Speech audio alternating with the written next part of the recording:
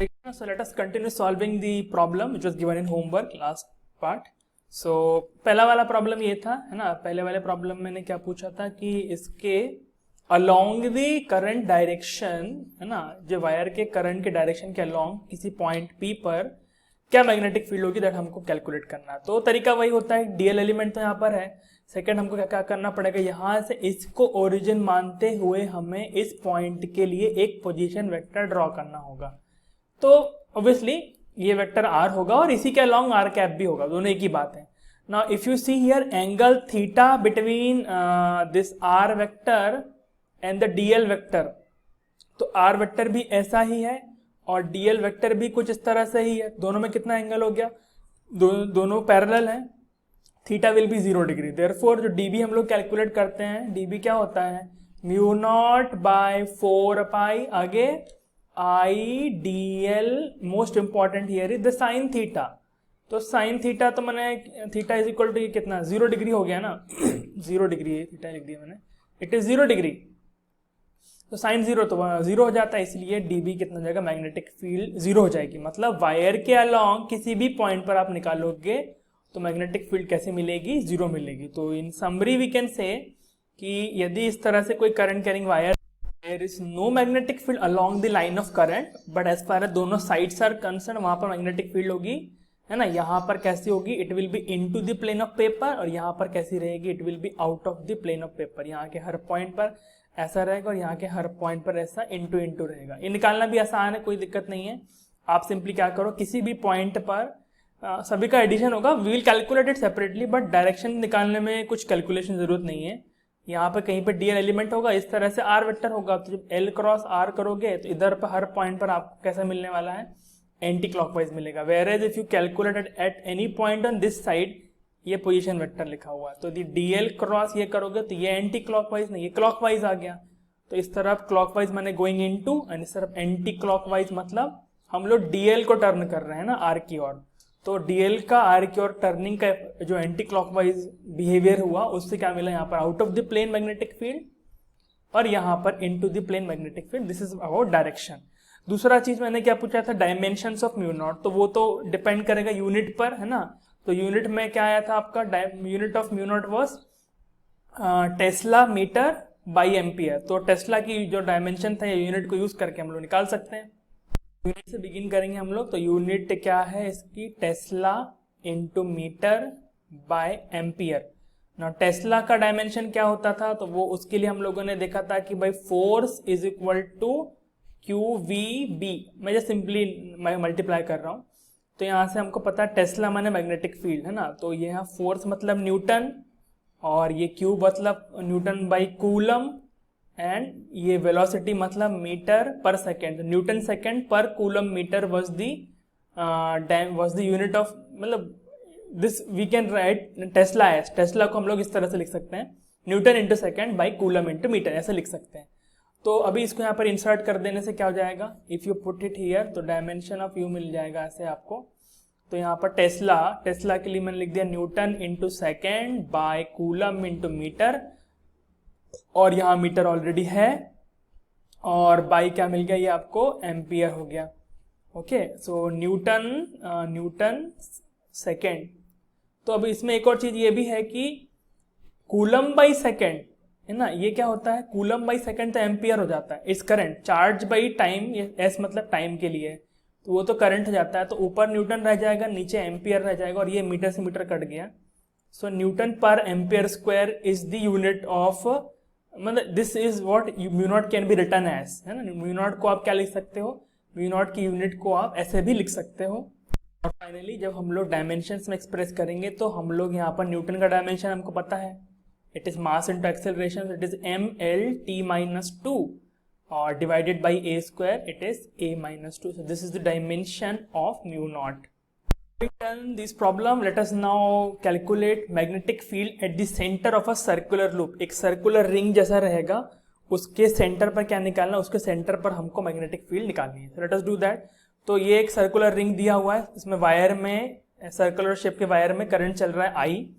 इसके सेंटर पर मुझे मैग्नेटिक फील्ड का मैग्नीट्यूड निकालना है और डायरेक्शन निकालना है, ठीक है।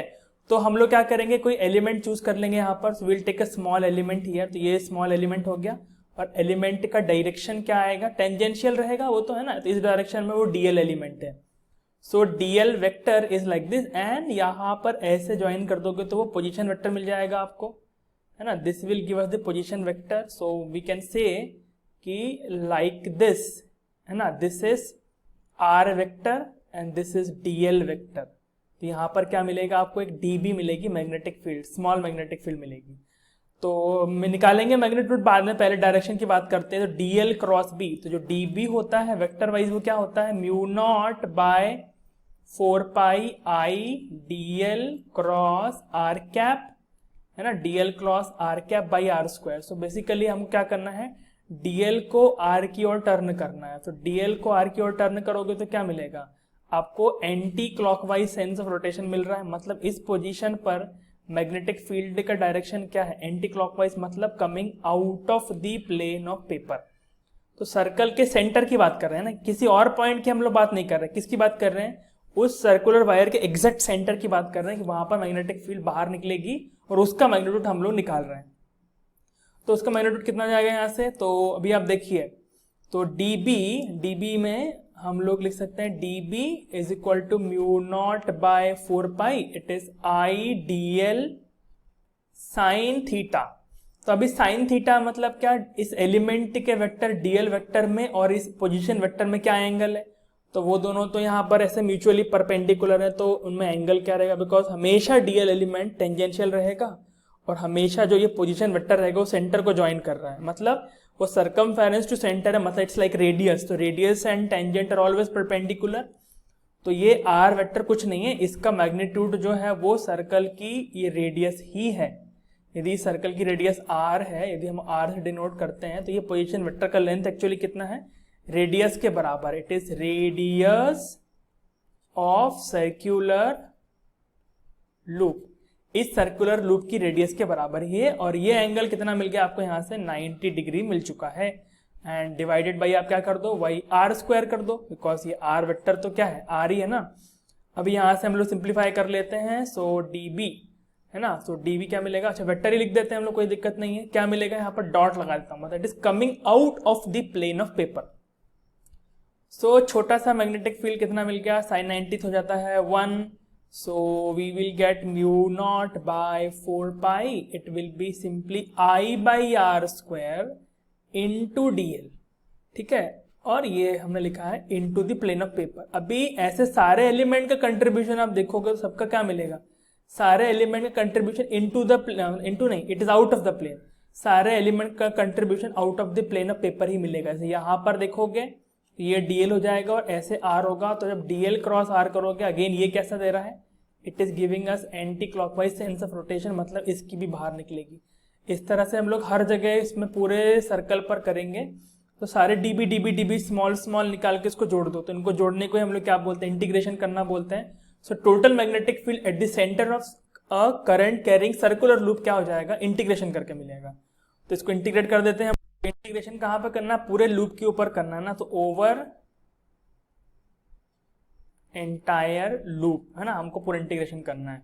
तो इसमें वेरिएबल पार्ट बस डीएल है, तो बाकी सब तो कांस्टेंट्स है, तो उनको हम लोग बाहर निकाल लेते हैं। तो it will be mu naught I by 4 pi capital R square integral DL, DL DL DL जोड़ना है, मतलब डीएल डीएल डीएल डीएल पूरे लूप के ऊपर जोड़ देने से क्या मिलेगा, पूरे लूप के ऊपर जोड़ देने से हमको पूरा सरकमफेरेंस मिल जाएगा सर्कल का। तो मैग्नेटिक फील्ड क्या मिल गई, it is equal to mu naught by 4 pi I into dl, dl से क्या मिल गया 2 pi r, है ना, ये सरकमफेरेंस हो जाएगा। और डायरेक्शन क्या होगा, इट इज, मैं वेक्टर लगा रहा हूँ, डायरेक्शन में डिनोट कर रहा हूँ हर जगह में, ना, it is coming out of the plane of paper. तो अभी इसको सिंप्लीफाई कर लेने से क्या मिलेगा, मैं सिंपली मैग्नीट्यूड लिख देता हूँ। तो b is equal to mu naught, है ना, ये 2 पाई से एक यहाँ पाई कटेगा और ये 2 बचेगा, सो म्यू नॉट, और यहाँ पर एक आर स्क्वायर भी था हमारा, हाँ ये आर स्क्वायर भी था, so mu naught I by 2r, this will be the magnetic field, mu naught I by 2r will be the magnetic field at the centre of circular loop. ये कोई circular loop है इसमें current I चल रहा है, anti clockwise sense में चल रहा है, तो सेंटर पर मैग्नेटिक फील्ड कैसी होगी, it will be coming out of the plane. तो ये भी हम लोग शॉर्टकट रूल बना सकते हैं। करंट कैरिंग लूप में क्या दिखे, एंटी क्लॉकवाइज करंट चलता हुआ दिखे तो उसके सेंटर पर मैग्नेटिक फील्ड बाहर निकलेगी, और यदि आपको उसके सेंटर पर क्या आपको वो कैसी लूप दिखे, क्लॉकवाइज दिखे, तो उसके सेंटर पर मैग्नेटिक फील्ड अंदर जाएगी। तो ये सिंपल रूल हम लोग यहाँ पे बना सकते हैं, ठीक है। So this is magnetic field coming out and had this been like this, यदि ये इसमें एंटी क्लॉकवाइज करंट ना चल करके क्लॉकवाइज करंट चलता, सब कुछ सेम होता है, रेडियस वेडियस सब कुछ सेम, तो उस केस में यहाँ पर मैग्नेटिक फील्ड कैसी होगी, इनटू द प्लेन होगी, out of the plane into the plane, but magnitude will be mu naught I by 2r, where r is the radius of the circular loop, ठीक है। Okay, तो अभी ये हम लोगों ने कर लिया। अभी इसके बाद हम लोग एक पूरा सर्कुलर लूप ना देख करके सेगमेंट का देखेंगे, मतलब एक सेक्टर के कारण होने वाली मैग्नेटिक फील्ड देखते हैं। This is the case which I am talking about. तो देखो यू मे वंडर की करंट अरे आ कहाँ से रहा, जा कहाँ से रहा है, डेट इज करेक्ट थिंग, वो एक करेक्ट डाउट है कि करंट आ कहाँ से रहा, जा कहाँ से रहा है। बट यहाँ पर हमारा पॉइंट क्या है, हम लोग पूरा वायर का फील्ड नहीं निकाल रहे हैं, हम लोग वायर में भी कॉम्प्लिकेटेड, इट में बी लॉन्ग, उसका अलग अलग शेप्स हो सकते हैं। हम लोग क्या देख रहे थे कि ओके इतने पार्ट का कैसा कितना फील्ड है ना, like that. So our focus is कि इतना पार्ट यहाँ से लेकर के यहाँ तक पार्ट जो मैग्नेटिक फील्ड का कंट्रीब्यूशन यहाँ पर दे रहा है, it may be the case कि इस पॉइंट पर हम लोग जो मैग्नेटिक फील्ड निकाल रहे हैं वो टोटल मैग्नेटिक फील्ड ना हो, है ना। टोटल मैग्नेटिक फील्ड में be dependent on everything else, आसपास क्या क्या है उस पर डिपेंड करेगी, ठीक है। तो अभी हम लोग you can say total magnetic field नहीं निकाल रहे हैं, हम लोग क्या निकाल रहे हैं, we are calculating the contribution of this much section, इतना जो सेक्शन ऑफ वायर दिख रहा है उस सेक्शन के कारण इस पॉइंट पर क्या मैग्नेटिक फील्ड है, that is what we are actually calculating. So यहाँ भी वैसे ही अप्रोच रहेगा, कहीं पर भी आप डीएल एलिमेंट लोगे ऐसे तो वो टेंजेंशियल ही रहने वाला, ये डीएल एलिमेंट मैंने ले लिया तो it will B tangential like this somewhat, because current के डायरेक्शन में उसका डायरेक्शन हो जाएगा, और यहाँ से आप ऐसे ज्वाइन करोगे तो ये आपको पोजीशन वेक्टर मिल जाएगा। अगेन यहाँ पर थीटा तो 90 डिग्री ही रहेगा, है ना, because tangent and radius are always perpendicular, और इसका पोजीशन वेक्टर ये हो गया। अब यहाँ पर डायरेक्शन निकालने की बात करते हो तो ये डायरेक्शन हो गया किसका, डीएल का, और ये डायरेक्शन किसका हो गया, आर का। तो यदि आपको डायरेक्शन छोटे से फिगर में निकालने में प्रॉब्लम होता है तो वेक्टर्स को लंबा इमेजिन कर सकते हैं, because direction doesn't change in that sense. तो बड़ा सा लेकर के बड़ा स्वीप करके देखो तो क्या है, समझना काफी आसान हो जाता है, और फिर इसको ऐसे दो चार बार घुमा दो तो क्या वो एंटी क्लॉकवाइज है कि क्लॉकवाइज है वो क्लैरिटी आ जाती है। तो ये क्या दिख रहा है आपको, घुमाते रहिए जब तक आपको समझ में ना आए। ओके, ये कैसा घूम रहा है, okay it is rotating in anti clockwise manner, therefore यहाँ पर जो पॉइंट पर मैग्नेटिक फील्ड निकलेगी वो out of the plane of paper निकलेगी, डीबी। इनफैक्ट इतने एलिमेंट की नहीं, इसके हर एलिमेंट, सपोज ये मैं पॉइंट लेबल करूं A to B, every element you calculate, हर एलिमेंट का कंट्रीब्यूशन सेम ही होगा। एक्चुअली प्रीवियस प्रॉब्लम के जैसा ये, यहाँ पर क्या हुआ, सर्कल हमने कंप्लीट कर दिया, यहाँ पर सर्कल कंप्लीट नहीं किया, है ना। तो ये कोई एंगल इतना स्वीप कर रहा है यहाँ पर अल्फा, है ना, अल्फा एंगल वाला एक सेक्टर है, सेक्टर का मतलब सर्कल का पार्ट है। तो इसकी मैग्नेटिक फील्ड इसके सेंटर पर कितनी होगी वो हम निकाल लेंगे, तो वो भी हम लोग इंटीग्रेशन ही करना होगा। तो टोटल मैग्नेटिक फील्ड वी वो कितना जाएगा, integration of mu naught by 4 pi I D L sine theta by radial distance, तो पूरा हर एलिमेंट का सेम ही है, so that we can put here as R, है ना, आर स्क्वायर। तो अब इसको सॉल्व करेंगे तो यहाँ से क्या मिल जाएगा आपको, जो कॉन्स्टेंट्स उनको बाहर कर लीजिए, तो mu naught I by 4 pi R square बाहर हो गया। अभी अंदर क्या हो गया, साइन 90 भी हो गया, ये तो वो भी मैंने 1 ले लिया है ना, तो वो भी 1 ले लेते हैं हम लोग। तो अंदर क्या बचेगा, अंदर फिर वो डीएल बचेगा। अभी डीएल को क्या करना है, इंटीग्रेट ए से बी की ओर इंटीग्रेट करना है। तो अभी ये लेंथ कितना है, निकालने के लिए हम लोग क्या कर सकते हैं, इसको एक छोटा सा ऐसे एक पीस बना सकते हैं, केक के पीस की तरह, पाई की तरह ऐसे बनाया हमने, और ये हल्का सा जो सर्कमफेरेंस यहाँ पर यही डीएल है ना, डीएल, और ये हो गई रेडियस, और ये छोटा सा एंगल हो गया डी थीटा। तो हमको पता है angle is equal to R का अपॉन रेडियस, तो D theta is equal to D L by R, almost straight होगा, छोटा जितना छोटा एंगल होगा उतना ये ऑलमोस्ट स्ट्रेट हो जाएगा। देन इस ये जो आर की लेंथ है वो हमारे डीएल वेक्टर के लेंथ से रिजेंबल करेगी। तो यहाँ से हम लोग बोल सकते हैं कि भाई डीएल कितना हो जाएगा, it is R D theta. So let me make substitution over here, so when I write here it will become mu naught by 4 pi R square, तो एज इट इज लिखा मैंने, और अंदर मैंने डीएल को किससे रिप्लेस कर दिया, आर डी थीटा से रिप्लेस कर दिया। है ना, आर डी थीटा, या फिर I should say D alpha बोलना चाहिए बिकॉज मैंने ये एंगल अल्फा लिया है, मैंने सारे वो एंगल अल्फा ले लिए, तो अभी ये क्योंकि अल्फा और थीटा में अंतर है, थीटा क्या था, थीटा था angle between D L vector and the position vector, तो वो तो 90 डिग्री फिक्स है, बट ये जो स्वीपिंग एंगल जो हो रहा है वो मैं अल्फा कह रहा हूँ। तो ये हो गया आपका म्यू नॉट आई बाई, अभी देखो एक आर से एक आर कट गया तो जाएगा आपका 4 पाई आर, और अब अंदर क्या हो जाएगा, अंदर बचा डी अल्फा। अब इस इंटीग्रेशन में क्या करना है, ए से बी जाने में पूरा इंटीग्रेशन में D alpha D alpha D alpha पूरा यहां से लेके यहां तक जोड़ोगे, यहां से लेके यहां तक जोड़ोगे तो क्या मिलेगा, सारे डी अल्फा को ऐड करने से अल्फा मिल जाएगा। तो हम सिंपली क्या बोल सकते हैं कि the magnetic field will be mu naught I by 4 pi R into alpha, this is the magnetic field. इसको एक ऐसे फॉर्मेट में भी लिख सकते हैं हम लोग कि B is equal to mu naught upon 4 pi I by R into alpha. Of course ये अल्फा किस यूनिट में लेना है, ये डिग्रीज में नहीं लिखना है, इसको किस में लिखना है, alpha has to be taken in radians, क्योंकि इजीली हम लोग समझ सकते हैं कि यदि मान लो पूरा सर्कल होता है ना, कंप्लीट सर्कल यदि यहाँ पर होता तो आपका ये अल्फा कितना हो जाता, तो कंप्लीट सर्कल यदि यहाँ पर होता तो ये अल्फा हो जाता हमारे लिए 2 पाई, तो यहाँ पर 2 पाई रख दोगे तो क्या मिल जाएगा, तो वो मिलेगा आपका mu naught pi 4 pi into I by R into 2 pi, तो आंसर क्या आ जाएगा आपका mu naught I by 2 R, जो कि हम लोगों ने ऊपर निकाला था इस केस के लिए ये। तो it is valid for all the actually all angle, complete circle, semi circle, है ना, 60 डिग्री का सेक्टर, 30 डिग्री का सेक्टर, किसी भी एंगल के लिए काम करेगा, ठीक है।